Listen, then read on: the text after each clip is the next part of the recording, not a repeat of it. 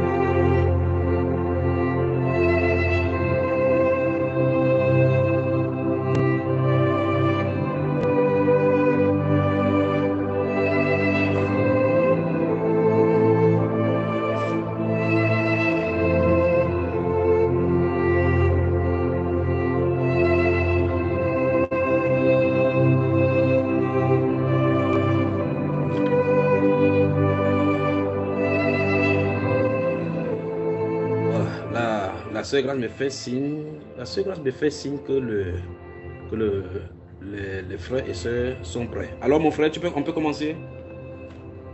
Amen. Ouvre Genèse chapitre 32. Je crois qu'il va falloir que quelqu'un d'autre en dehors de mon épouse puisse écrire les passages que nous sommes en train d'écrire ici dans le forum. Genèse chapitre 32.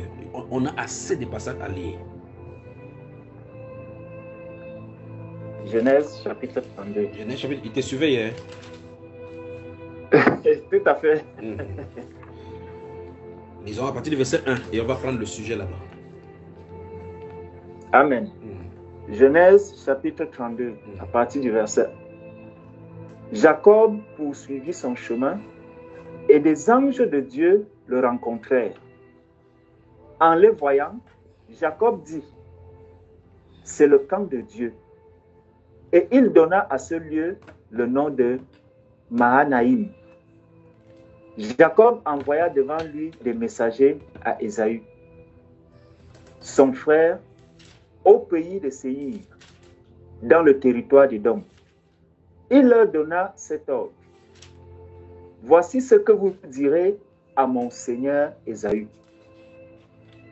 Ainsi parle ton serviteur Jacob. J'ai séjourné chez Laban et j'y suis resté jusqu'à présent. J'ai des bœufs, des ânes, des brebis, des serviteurs et des servantes. Et j'envoie l'annoncer à mon Seigneur pour trouver grâce à tes yeux. Les messagers revinrent auprès de Jacob en disant: nous sommes allés vers ton frère Ésaü et il marche à ta rencontre avec 400 hommes. Jacob, je continue? Continue mon frère, continue. Jacob fut très effrayé et saisi d'angoisse. Il partagea en deux camps les gens qui étaient avec lui, les brebis, les bœufs et les chameaux, et il dit: si Ésaü vient contre l'un des camps et le bat, le camp qui restera pourra se sauver. Jacob dit: Dieu de mon père Abraham, Dieu de mon père Isaac, Éternel, qui m'a dit: retourne dans ton pays et dans ton lieu de naissance, et je te ferai du bien. Je suis trop petit pour toutes les grâces et pour toute la fidélité dont tu as usé envers ton serviteur. Car j'ai passé ce jour-là avec mon bâton, et maintenant je forme deux camps. Délivre-moi, je te prie, de la main de mon frère, de la main d'Ésaü, car je crains qu'il ne vienne et qu'il ne me frappe avec la mère et les enfants. Et toi, tu as dit: je te ferai du bien et je rendrai ta postérité comme le sable de la mer, si abondant qu'on ne saurait le compter. C'est dans ce lieu-là que Jacob passa la nuit.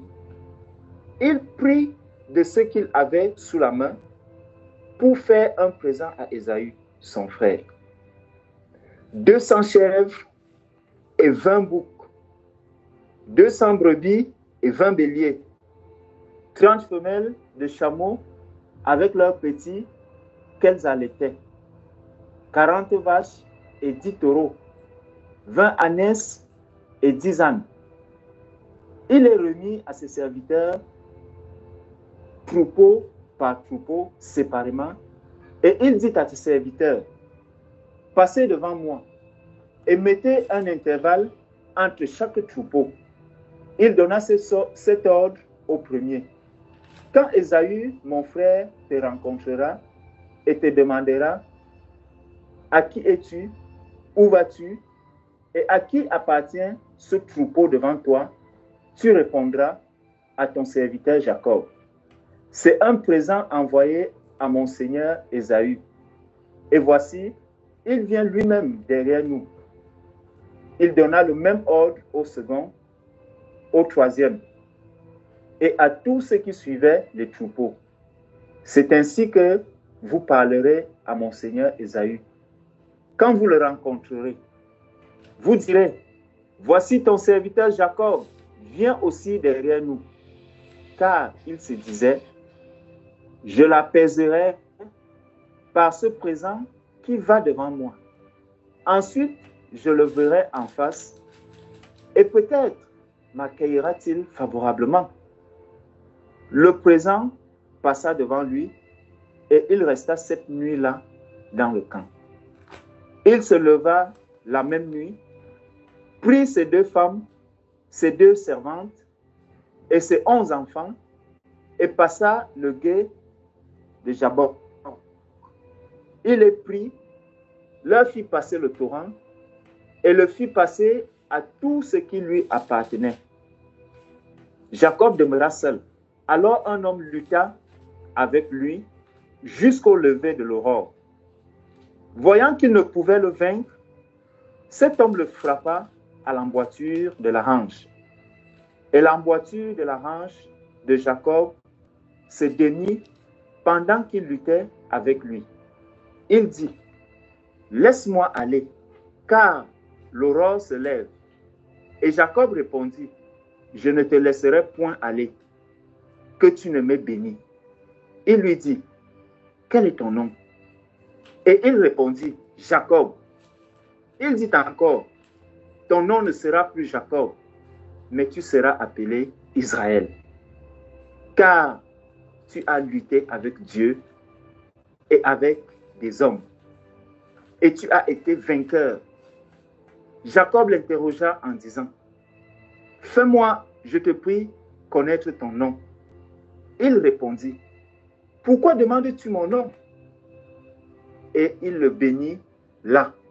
Jacob appela ce lieu du nom de Péniel, car, dit-il, j'ai vu Dieu face à face, et mon âme a été sauvée. Le soleil se levait lorsqu'il passa Péniel. Jacob boitait de la hanche. C'est pourquoi, jusqu'à ce jour, les enfants d'Israël ne mangent point le tendon qui est à l'emboîture de la hanche. Amen. Car Dieu frappa Jacob à l'emboîture de la hanche au tendon. Très bien. Amen. Amen. Maintenant, j'espère que tout le monde suivait cela. Alors, comment on va faire ça? Alors, au chapitre 28, lisons où le problème commence avant qu'il ne commence le développement. Chapitre 27, lisons le verset 41 à 46, 48, 41 à 46, vous voyez? Genèse, chapitre 27, à partir du verset 41 jusqu'à la fin. Ésaü conçut de la haine contre Jacob à cause de la bénédiction dont son père l'avait béni. Et Ésaü disait en son cœur, les jours du deuil de mon père vont approcher, et je tuerai Jacob, mon frère. On rapporta à Rebecca les paroles d'Ésaü, son fils aimé. Elle fit alors appeler Jacob, son fils cadet, et elle lui dit, voici, Ésaü ton frère veut tirer vengeance de toi en te tuant. Maintenant, mon fils, écoute ma voix, lève-toi, fuis chez Laban, mon frère, à Charan, et reste auprès de lui quelque temps, jusqu'à ce que la fureur de ton frère s'apaise, jusqu'à ce que la colère de ton frère se détourne de toi et qu'il oublie ce que tu lui as fait. Alors je te ferai revenir. Pourquoi serais-je privé de vous deux en un même jour? Rebecca dit à Isaac, je suis dégoûté de la vie à cause des filles de Heth. Si Jacob prend une femme comme celle-ci, parmi les filles de Heth, parmi les filles du pays, à quoi me sert la vie? Très bien. Amen. Amen.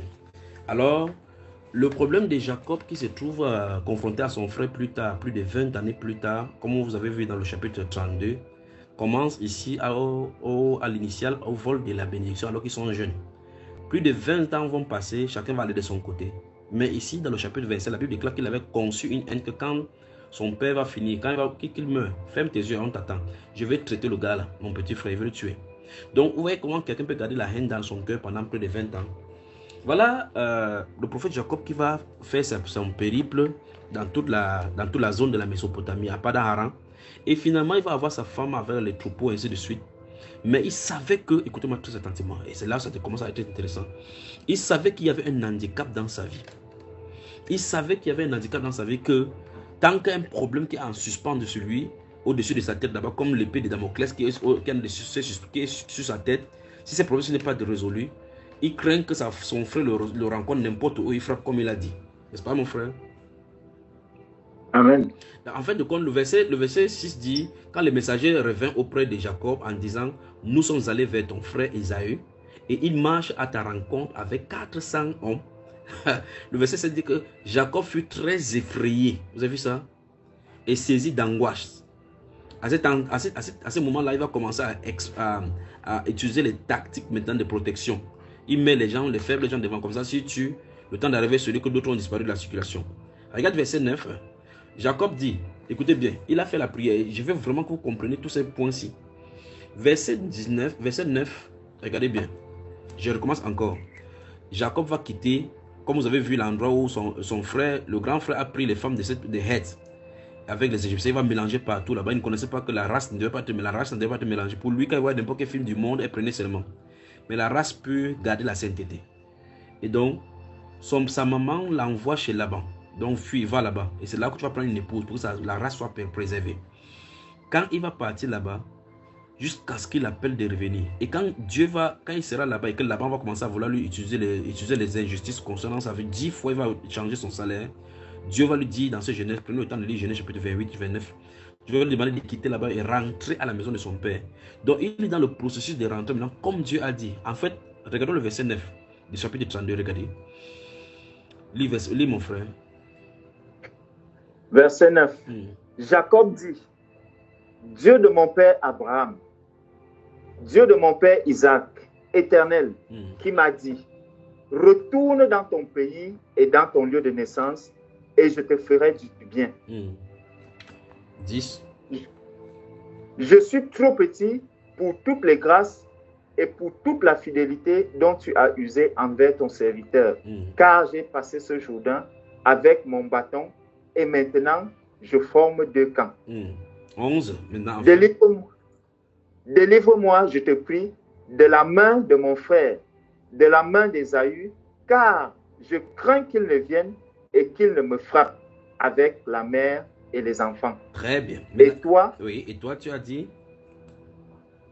Et toi tu as dit, je te ferai du bien et je rendrai ta postérité comme le sable de la mer, si abondant qu'on ne saurait le compter. Très bien. Maintenant, ceci veut dire que même si vous recevez une promesse de Dieu directement, ça n'empêche que les difficultés dans vos vies soient dans vos vies et que vous ayez à confronter les réalités de certaines difficultés.